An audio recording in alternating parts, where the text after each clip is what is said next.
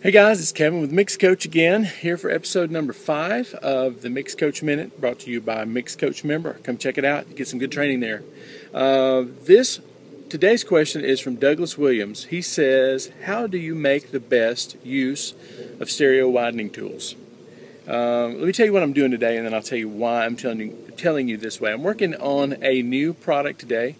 It's pop music production. I'm working with a killer keyboard player, producer, programmer, songwriter named Chris Crunk.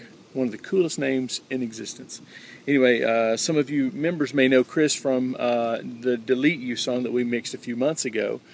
He was the guy that programmed it. Well, we're doing a whole project with him. Okay, why am I telling you this? Because that's where I am today, and that's what I'm doing. And this question reminds me of something he told me one time.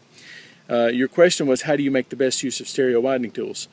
Doug, I don't use stereo widening tools that much. I find them to be, Bug just hit me in the face. I find them to be a little fake sounding, and they mess with my ear, and they make me feel like my head's too far inside something when someone uses it just to widen something, unless it's for an effect.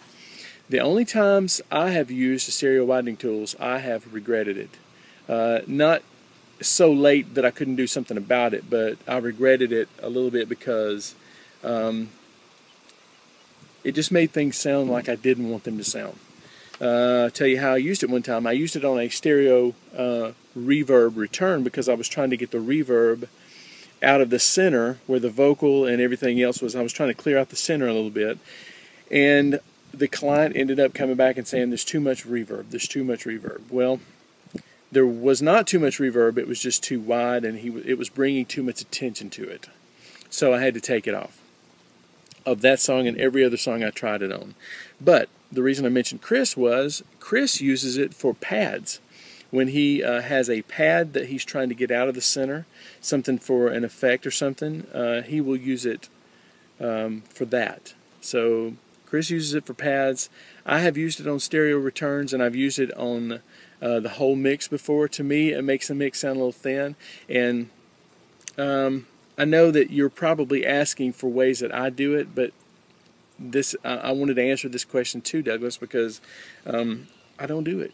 So I have tried, but I have not found a good way to use a stereo widening tool in a way that I was happy with it. Now, I'm not a programmer. Chris is. He uses it for that. Other than spatial effects, I would say the best way to use them is very, very sparingly. So anyway, hopefully that helps you with stereo widening tool issues.